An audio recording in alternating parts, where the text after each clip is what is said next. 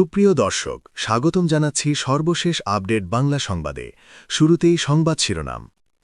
শুরুতেই জানিয়ে দেব, ভারত বিদ্বেষী ইউনূসের স্বপ্নের লালমনিরহাট বিমান ঘাঁটি, মোদির হুঁশিয়ারিতে তারেকের সিদ্ধান্ত বদল। বিস্তারিত থাকছে প্রতিবেদনে। এদিকে বঙ্গভবনের বন্দী, রাষ্ট্রপতিকে বন্দী করে রাষ্ট্রের দখল ছিল কার হাতে? বিস্তারিত থাকছে প্রতিবেদনে। আরও জানিয়ে দেব, চীন মার্কিন দ্বন্দ্বে ভয়ঙ্কর চাপে বাংলাদেশ, শুরুতেই ঝটকা খেলেন তারেক। বিস্তারিত থাকছে প্রতিবেদনে। এদিকে যুক্তরাষ্ট্রের সঙ্গে দেশবিরোধী চুক্তি ইউনূসের, পরিবর্তে তারেকও ভারতের দিকে ঘেঁষছেন। বিস্তারিত থাকছে প্রতিবেদনে। আরও জানিয়ে দেব, জুলাই নামক জঙ্গিবাদ থেকে কী পেল বাংলাদেশ? বিস্তারিত থাকছে প্রতিবেদনে। এবং সর্বশেষ জানিয়ে দেব, বাংলাদেশে নির্বাচনের পরেই বাংলায় আটক পাক গুপ্তচর, অ্যাকশন শুরু ভারতীয় গোয়েন্দার। বিস্তারিত থাকছে প্রতিবেদনে। এতক্ষণ শুনছিল সন্না ছুলেনাম, এবারে বিস্তারিত। তার আগে ভিডিওটি ভালো লাগলে এবং সর্বশেষ আপডেট পেতে চ্যানেলটি সাবস্ক্রাইব করুন। ধন্যবাদ। বাংলাদেশের এক বিমান ঘাঁটি নিয়েই ঘুম হারাম নরেন্দ্র মোদীর। একদিকে পাকিস্তান, অন্যদিকে নেপাল, সাথে ভুটান, শ্রীলঙ্কা তো আছেই। এবার বাংলাদেশ থেকে চেপে ধরার আশঙ্কায় দিশেহারা দিল্লি। হাসিনার পতনের পর ভারতের চোখে চোখ রেখে একের পর এক পদক্ষেপে নেয় অন্তর্বর্তী সরকার। বাংলাদেশের লালমনিরহাটে একটি সম্ভাব্য মাল্টিফাংশনাল বিমান ঘাঁটি নির্মাণের পরিকল্পনা করছে। ভারতীয় গণমাধ্যম অনলাইন এনডিটিভির বিশেষ এক প্রতিবেদনে বলা হয়, বাংলাদেশ লালমনিরহাটে বিমানবন্দর চালু করলে পাল্টা ব্যবস্থা নেবে ভারত। লালমনিরহাটে বিমানবন্দর চালু করার ঘোষণার পর ত্রিপুরা রাজ্যের কৈলা শহরের পুরনো একটি বিমানবন্দর সংস্কারের কাজ শুরু করেছে দেশটি।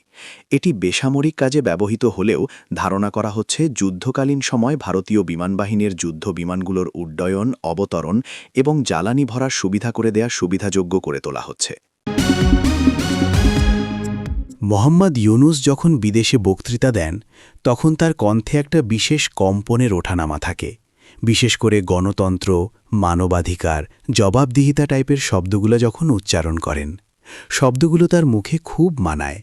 নোবেল বিজয়ীর মুখ থেকে এই শব্দগুলো বেরোলে পশ্চিমা সাংবাদিকরা মাথা নাড়েন, হাততালি পড়ে। কিন্তু দেশে ফিরে এই মানুষটা ঠিক কী করেন? রাষ্ট্রপতি মো সাহাবুদ্দিন কালের কণ্ঠকে যা বললেন তা পড়লে বোঝা যায়। ইউনূস 14 থেকে 15 বার বিদেশ সফরে গেছেন। প্রতিটা সফরের পর রাষ্ট্রপতিকে অবহিত করা বাংলাদেশের সংবিধানের সরাসরি বিধান। একটাও পালন করেননি, একবারও বঙ্গভবনে যাননি। এটা ভুলে যাওয়ার বিষয় না, অজ্ঞতার বিষয় না, এটা সচেতন অবজ্ঞা। যে মানুষ জবাবদিহিতার কথা বলতে বলতে বিমানে ওঠেন, তিনি সংবিধানের সবচেয়ে প্রাথমিক বাধ্যবাধকতাটুকুও মানার প্রয়োজন বোধ করেননি। বাংলাদেশে নিযুক্ত চীনের রাষ্ট্রদূত ওয়া ওয়েনের সাম্প্রতিক একটি মন্তব্য অত্যন্ত গুরুত্বপূর্ণ একটি ভূ-রাজনৈতিক বাস্তবতার দিকে ইঙ্গিত করছে। মার্কিন যুক্তরাষ্ট্র এবং চীনের মধ্যে চলমান প্রতিযোগিতা ধীরে ধীরে দক্ষিণ এশিয়ায়, বিশেষ করে প্রক্সি যুদ্ধে রূপ নিতে পারে কিনা তা নিয়ে বিশ্লেষকেরা উদ্বিগ্ন। এই প্রসঙ্গে দুটি ঘটনার উল্লেখ করতে হয়।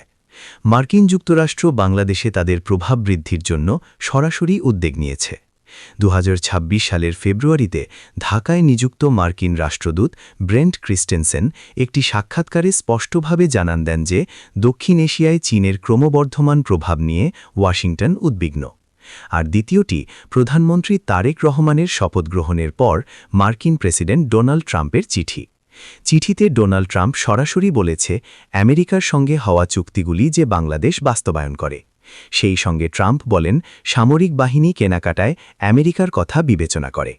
আমেরিকার বার্তা পরিষ্কার। মার্কিন রাষ্ট্রদূত যেমনটি জানিয়েছেন, তারা বাংলাদেশের সামরিক চাহিদা মেটাতে চীনের অস্ত্রের বিকল্প হিসেবে আমেরিকা ও তার মিত্র দেশগুলির তৈরি প্রতিরক্ষা ব্যবস্থা সরবরাহে আগ্রহী।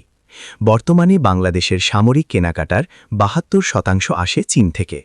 কাজেই আমেরিকার বক্তব্য চীনের সঙ্গে বাংলাদেশের সামরিক সহযোগিতাকে সরাসরি চ্যালেঞ্জ জানানোর একটি চেষ্টা হিসেবে দেখা যায়।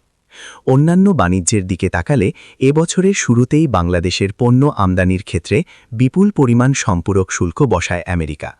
এটিকে ম্যানেজ করতে অন্তর্বর্তী সরকার আমেরিকার সঙ্গে একটি দ্বিপাক্ষিক বাণিজ্য চুক্তি করে। এই চুক্তির মধ্যে রয়েছে আগামী 15 বছরে $15 বিলিয়ন জ্বালানি পণ্য কিনবে বাংলাদেশ। সেই সঙ্গে $3.5 বিলিয়ন কৃষি পণ্য আমদানি করা হবে। এই সঙ্গে 35,000 কোটি টাকা 14টি। শান্তির জন্য নোবেলজয়ী তথা প্রখ্যাত অর্থনীতিবিদ অধ্যাপক মোহাম্মদ ইউনুস বাংলাদেশের প্রধান উপদেষ্টা ছিলেন 1.5 বছরের বেশি সময়। কিন্তু তার বিদায়ের পর যেন মুক্ত বাতাসে নিঃশ্বাস নিচ্ছেন বাংলাদেশের রাষ্ট্রপতি মোহাম্মদ শাহাবুদ্দিন চুপ্পু। সম্প্রতি একটি গণমাধ্যমকে দেওয়া সাক্ষাৎকারে তিনি পূর্ববর্তী প্রশাসক মোহাম্মদ ইউনুসের বিরুদ্ধে প্রবল ক্ষোভ উগড়ে দিয়েছেন, জানিয়ে বাংলাদেশের রাজনীতি তোলপাড়। কেন এই পরিস্থিতি সৃষ্টি হল? ইউনুস সাহেবের বিরুদ্ধে কেন এত ক্ষোভ বাংলাদেশের রাষ্ট্রপতি শাহাবুদ্দিন চুপ্পুর? তারেক জিয়া বীর মুক্তদার সন্তান হিসাবে যদি শক্ত হাতে বিচার শুরু করেন, তাহলে কি যে বেরিয়ে আসবে জুলাই যুদ্ধ নামের জঙ্গিবাদ থেকে, তা ভেবেই অবাক লাগছে।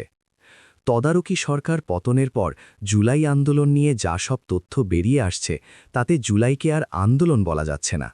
এটি একটি জঙ্গিবাদ, যার মাধ্যমে ৭১-এর মুক্তিযুদ্ধের যারা অপরাধী, তাদের বিচার করার অপরাধে শেখ হাসিনাকে মিথ্যে মামলায় ফাঁসিয়ে হত্যার ষড়যন্ত্র, এবং যে পুলিশ বাহিনী সর্বপ্রথম পাক হানাদার বাহিনীর বিরুদ্ধে অস্ত্র ধরেছিল, সেই পুলিশ বাহিনীকে শাস্তি দিতে তাদের পুড়িয়ে হত্যা এবং দেশকে এবং দেশের ভবিষ্যৎকে পশ্চিমাদের কাছে বিকিয়ে দেওয়া, এরই পোশাকি নাম হল মহান জুলাই আন্দোলন। কিন্তু এগুলি হল দৃশ্যমান, হতে পারে কিছু হয়তো বলতে ভুলে যাচ্ছি, আপনারা কমেন্ট করে মনে করিয়ে দেবেন।